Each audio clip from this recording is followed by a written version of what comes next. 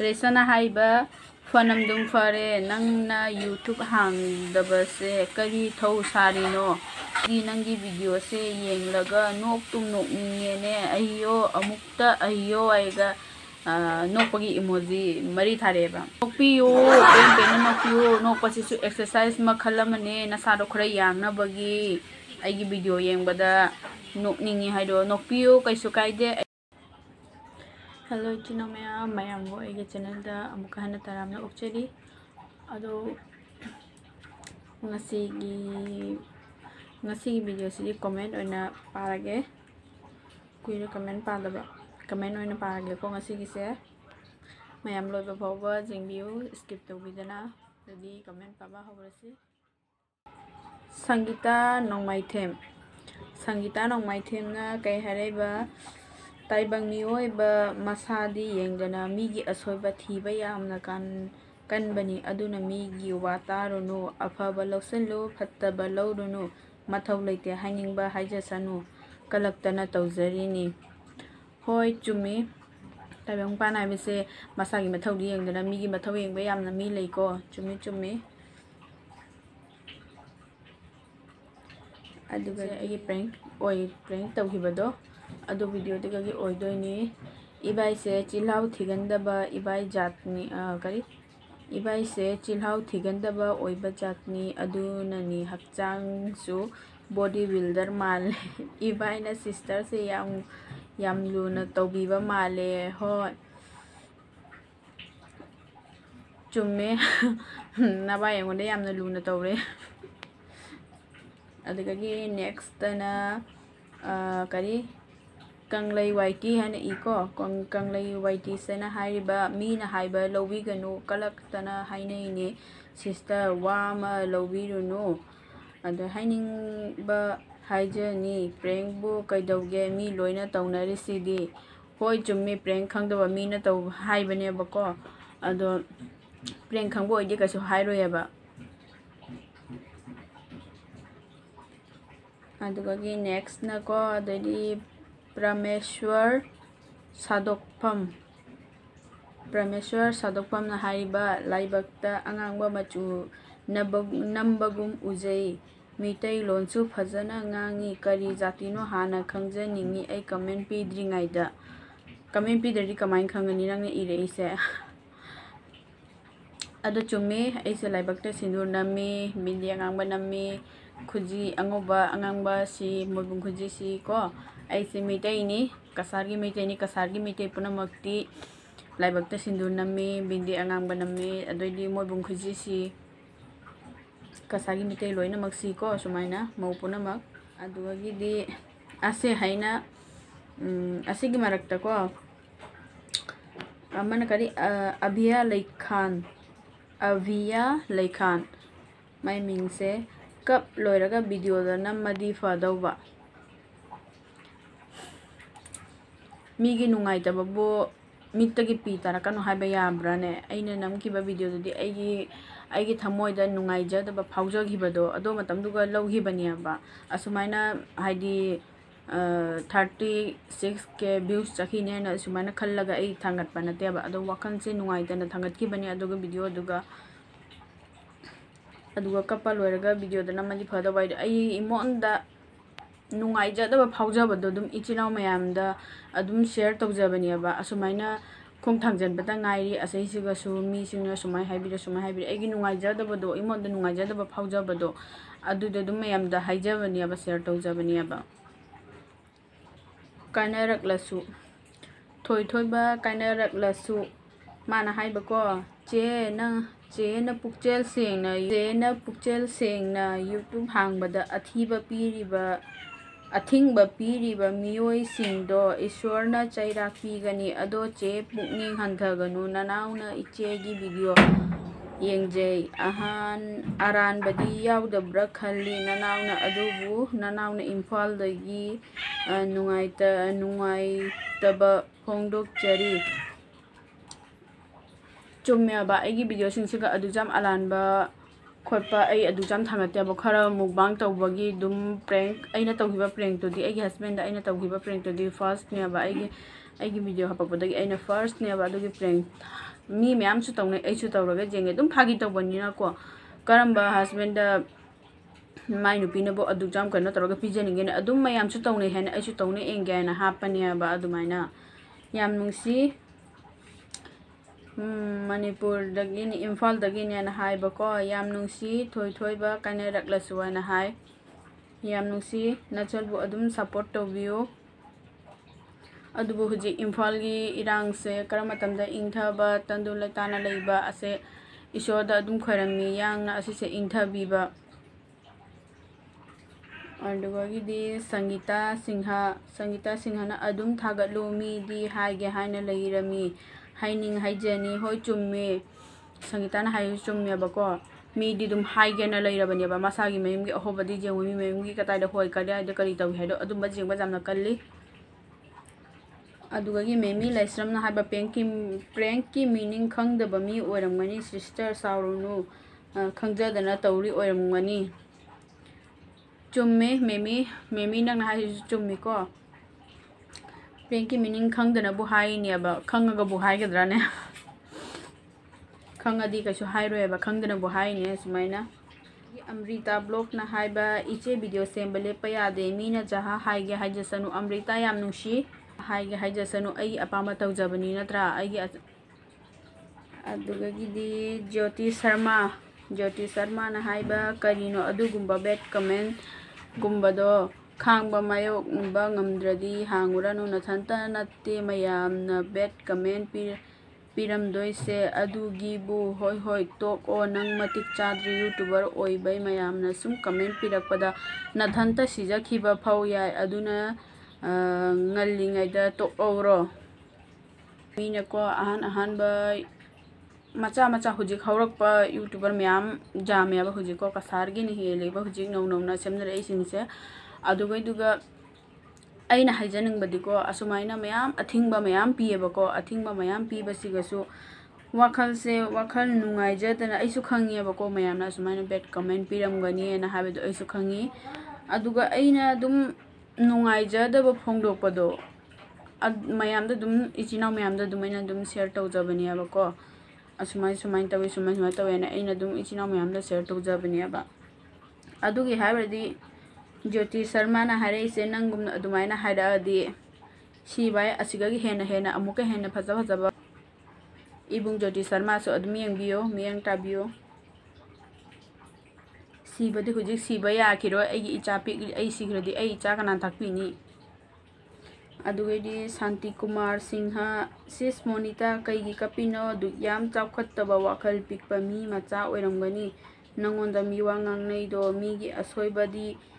ꯑꯁꯣꯏꯕꯇ ꯊꯤꯕ ꯃꯤ ꯑꯣꯏꯔꯝꯒꯅꯤ ꯀꯔꯤꯝ ꯈꯜꯂꯨꯅꯨ ꯑꯗꯨꯒꯨꯝꯕ ꯀꯌꯥ ꯃꯥꯌꯣꯛꯅꯕ ꯃꯊꯧ ꯇꯥꯏ ꯁꯤꯁ ꯍꯣꯏ ꯆꯨꯝꯃꯦ ꯑꯣꯏꯔꯗꯤ ꯋꯥꯈꯜ ꯄꯤꯛꯊꯅ ꯅꯊꯃꯣꯏ ꯁꯣꯟꯗꯗ꯭ꯔꯗꯤ ꯌꯥꯗ꯭ꯔꯦ 100% ꯐꯨꯜ ꯁꯞꯄꯣꯔꯠ ꯑꯩꯒꯤ ꯏꯆꯜꯒꯤ ꯅꯦꯛꯁ ꯚꯤꯗꯤꯑꯣ ꯉꯥꯏꯖꯔꯝꯒꯦ ꯊꯥꯒꯠꯂꯛꯇꯕ ꯌꯥꯗꯦ ꯀꯣ ꯑꯗꯣ ꯁꯨꯝ ꯀꯩꯒꯤꯅꯣ ꯑꯩꯈꯣꯏ ꯁꯥꯏꯅ ꯍꯪꯉꯤ ꯍꯥꯏꯕꯀꯣ ꯗꯥ ꯁꯥꯟꯇꯤꯀꯨꯃꯥꯔ ꯑꯩꯁꯦ ꯀꯁꯥꯔ ꯖꯣꯏꯄꯨꯔ ꯅꯤꯉꯣꯜꯅꯤ ꯑꯗꯣ ꯑꯁꯤꯒꯤ ꯀꯃꯦꯟꯁꯦꯀꯣ ꯃꯌꯥꯝ ꯑꯩ ꯄꯥꯔꯔꯣꯏꯒꯦꯕꯀꯣ ꯃꯥꯅ ꯃꯤꯇꯩ ꯃꯆꯥ ꯑꯃ ꯑꯣꯏꯔꯒ ꯑꯁꯨꯃꯥꯏꯅ ꯑꯩꯉꯣꯟꯗ ꯍꯥꯏꯗꯤ ꯃꯩꯇꯩ ꯅꯨꯄꯤ ꯑꯃꯗ ꯑꯩꯉꯣꯟꯗ ꯅꯠꯇꯕ ꯃꯩꯇꯩ ꯅꯨꯄꯤ ꯑꯃꯗ ꯑꯁꯨꯛ ꯊꯤꯅ ꯀꯃꯦꯟ ꯇꯧꯔꯛꯏꯁꯦ ꯑꯁꯤꯒꯤ ꯀꯃꯦꯟꯁꯦ ꯑꯃꯗꯤ ꯑꯩ ꯁꯥꯏꯠꯇ ꯊꯣꯛꯍꯜꯂꯝꯃꯒꯦ ꯑꯁꯤꯁꯦ ꯑꯩ ꯄꯥꯔꯔꯣꯏꯒꯦ ꯄꯥꯕꯗ ꯅꯨꯡꯉꯥꯏꯇ꯭ꯔꯦ ꯃꯥꯅ ꯉꯥꯡꯉꯛꯏꯕ ꯀꯃꯦꯟ ꯇꯧꯔꯛꯏꯕ ꯃꯔꯣꯟꯁꯦ ꯑꯩ ꯍꯥꯏꯗꯤ ꯄꯕ꯭ꯂꯤꯛꯇ ꯑꯁꯨꯃꯥꯏꯅ ꯑꯩ ꯄꯥꯅꯤꯡꯗ꯭ꯔꯦꯕꯀꯣ ꯑꯗꯨꯅ ꯁꯤꯁꯦ ꯑꯣꯏꯅ ꯑꯗꯨꯝ ꯁ꯭ꯀ꯭ꯔꯤꯟꯁꯣꯠ ꯀꯩꯅꯣ ꯇꯧꯔꯒ ꯑꯗꯨꯝ ꯊꯣꯛꯍꯜꯂꯝꯃꯒꯦ ꯃꯌꯥꯝꯅ ꯑꯁꯤꯁꯤꯒꯤ ꯑꯗꯨꯝ ꯔꯤꯄ꯭ꯂꯥꯏ ꯄꯤꯕꯤꯔꯣ ꯑꯁꯤꯒ ꯀꯩ ꯍꯥꯏꯅꯤꯡꯉꯤ ꯃꯌꯥꯝ ꯑꯩꯗꯤ ꯋꯥꯈꯜꯁꯦ ꯌꯥꯝ ꯅꯨꯡꯉꯥꯏꯇꯦ ꯏꯃꯥꯡꯗꯒ ꯂꯩꯔꯝꯕꯗꯤꯅꯦ ꯈꯨꯄꯥꯛꯁꯤꯅ ꯁꯦꯠ ꯃꯈꯖꯥꯏꯗꯨꯒ ꯊꯥꯅꯤ ꯃꯩꯇꯩ ꯃꯆꯥ ꯑꯃ ꯑꯣꯏꯔꯒ ꯑꯁꯨꯛ ꯌꯥꯝꯅ ꯃꯩꯇꯩ ꯅꯨꯄꯤ ꯑꯃꯕꯨ ꯁꯨꯛ ꯌꯥꯝꯅ ꯍꯟꯊꯅ ꯌꯦꯡꯉꯒ ꯁꯨꯃꯥꯏꯅ ꯐꯠꯇꯕ ꯀꯣꯃꯦꯟ ꯄꯤꯔꯤꯁꯦ ꯑꯩ ꯏꯃꯥꯡꯗꯒ ꯑꯗꯨꯏꯗꯨꯒ ꯃꯥꯅ ꯍꯥꯏꯔꯤꯁꯦ ꯐꯦꯛ ꯅ꯭ꯌꯨꯁꯅꯦꯅ ꯑꯩꯒꯤ ꯐꯦꯛ ꯅ꯭ꯌꯨꯁ ꯅꯠꯇꯦ ꯑꯩꯒꯤꯁꯦ ꯑꯗꯨꯝ ꯑꯩꯅ ꯏꯁꯥꯅ ꯑꯗꯨꯝ ꯑꯩꯒꯤ ꯌꯨꯇ꯭ꯌꯨꯕꯇ ꯚꯤꯗꯤꯑꯣ ꯊꯥꯡꯒꯠꯄ ꯈꯣꯠꯀꯠꯄ ꯑꯁꯤꯒꯤ ꯃꯔꯝꯗ ꯑꯗꯨꯝ ꯃꯤꯅ ꯑꯗꯨꯝ ꯕꯦꯠ ꯀꯣꯃꯦꯟ ꯈꯔ ꯄꯤꯔꯛꯄꯒꯤ ꯑꯗꯨꯒꯤ ꯅꯨꯡꯉꯥꯏꯇꯕꯒꯤ ꯑꯩꯅ ꯑꯗꯨꯝ ꯏꯁꯥꯅ ꯑꯗꯨꯝ नुंगाइजदबा अदुदुगी वीडियो थांगतखिबनी असे मणिपुरगी इरांगा कयम असिसिगा कनेक्ट लेनादे अदुगैदि अमना हारि बिकी लाइस्रम सेना हारिबा पी सुमलगा कप्पे मगा कप्पीदा हाइबा पी सुमगा कप्पीदा अइना पी कप्पगी वीडियो दो खतंग एडिट तौखिबनियाबको अदोना स्लो मोड खतंग एडिट तौखिबनी अदोना माना पी सुमगा कप्पीदा आइना हाइरेसे पी सुमगेरा सुमोइरा नोइगुमदा जहा मीना जहा कमेंट अमा तरपदा फरे नुपीदगी मथमोइसे जामना कल्ली दुमाइना हाइबको नुपीदी अनमनसु मथमोइसे जाम 100 to 50% दी नुपीसिंसे मथमोइ सोली मीना जहा अमा हाइरकपदा इमोनसे नुंगाइजदना मित्तकी पी ताबा हालेबा अदुनी अइसु 50% दगी मनुंगदुगा मथमोइ सोनबा 50% दे मनुंगदा अइसु जावरी मी नुपी हाइबा नुपी से जहा मपानी Meena ngangjradi adu jamna kaisum khande natra already Neeraj Angom ना हाइरिबा गुड बाय हाइरे अंगोंदा thank you same to you नंगसु गुड बाय आगी वीडियो जेंगिद्रसु काइसुम काइदे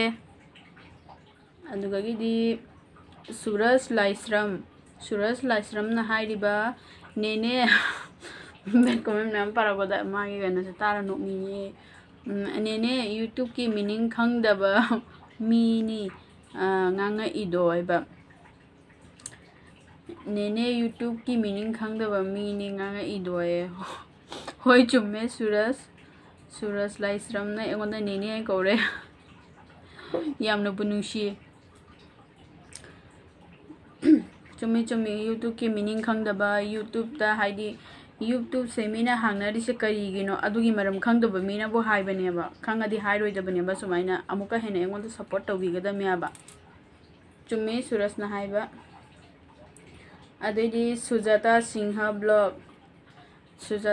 ब्लॉग ना हाइबा मीगे मवा लौरोनो इग्नोर ताओ होय इचे सुजाता मीगे मवा लौरगसु कदौरदोइनो मीनासु एगोंदा थाक्पीबा नतबनिना नत्रा अदोई नेक्स्ट कमेंट करी हाइबा इरफान सा सेगी कमेंट खुई से फर्स्ट आइगी सेगी असै कइनो कपगी वीडियो दो अदुदो व्यूज कागिबा मतम दुगने सेगी कमेंट से लापदो एन खलिमे करिनो चाइना दगी लाइरा इन खलिबैना मरोन से मागी हैंड राइटिंग से गा अदुम हापके जेंगु से मयाम मागी हैंड राइटिंग से खंबरा चाइनीज मरोन मानबनी चाइनीज की हैंड राइटिंग मानद्रे अदो कोना हाइदी अनिरक अहुमलक जेंगबै मतुंगना मागी कमेंट से इन फजना पावा ngamgibaniaba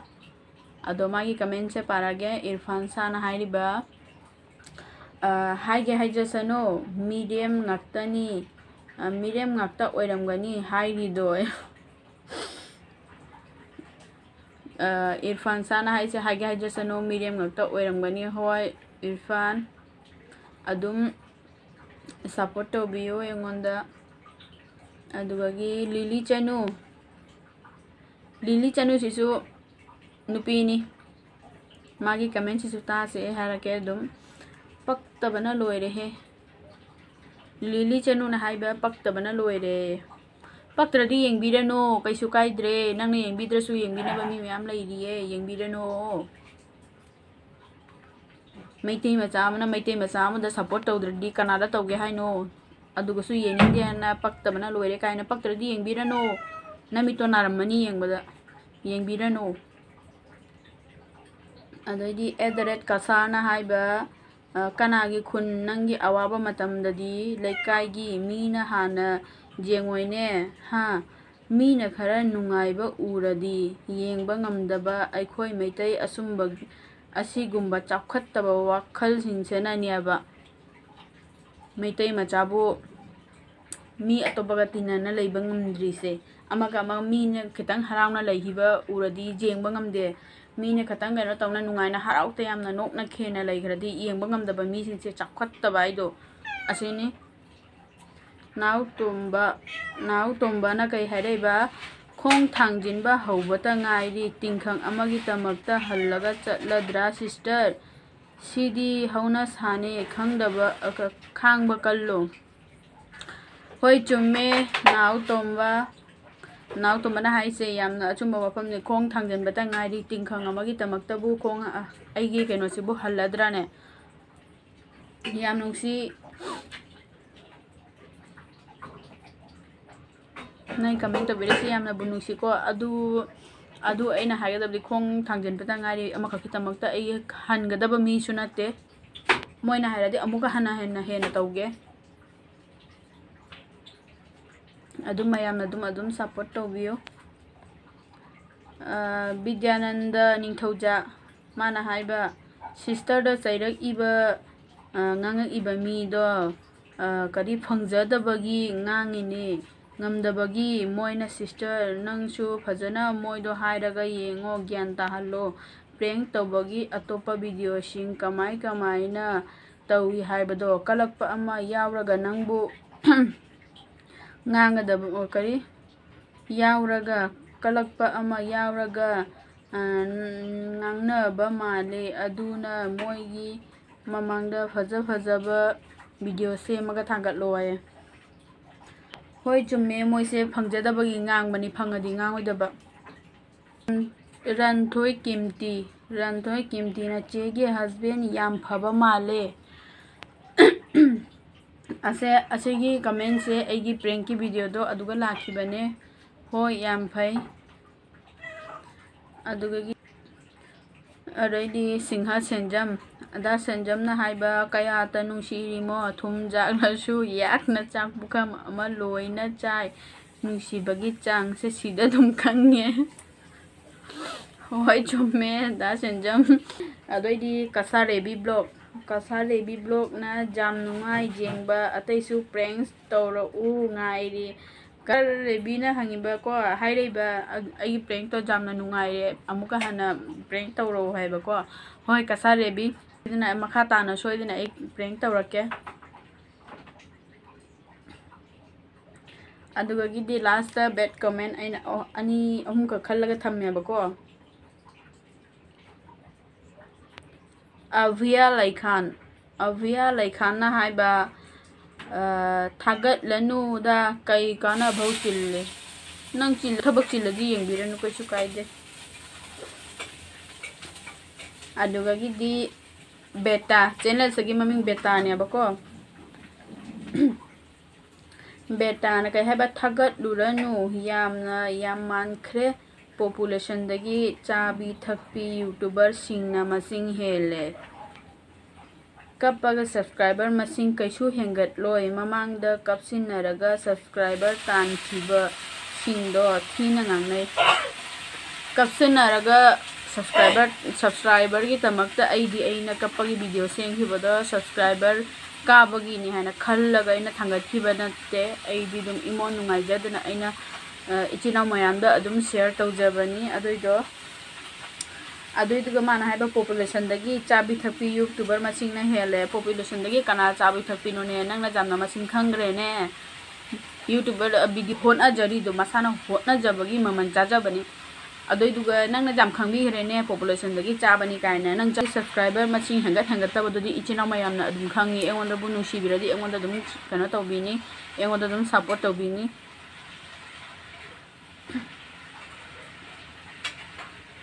adu kappal warga video do nammadi phau dawba ina sisu segi beta channel sigagi adum hairapane kappal warga video do nammadi phau dawba aigi video se karamatam na nang mani karamatam na nang mo he nang ne una tak aigi no maja da dum ichina mayam da phongdok chabani adu du sena takpi dori ne engonda ado ichina mayam aigi comment sing se matang siga paba dum loisan jarage engonda nusibiba mayam su adum lay ai khangi ichina mayam na adum nusibiradi engonda dum support tawbiyo aigi channel subu anoba jengba mi oragana subscribe tawbiramo notification all tawbiyo ado adum ai su engonda support tawmi ai su hana dum moida support tawani ado haraga matang si solution jarage video se yengbada nungai beradi like comment subscribe tawba kawbigana mayam matang si solution jarage phangnarasi next vlog ta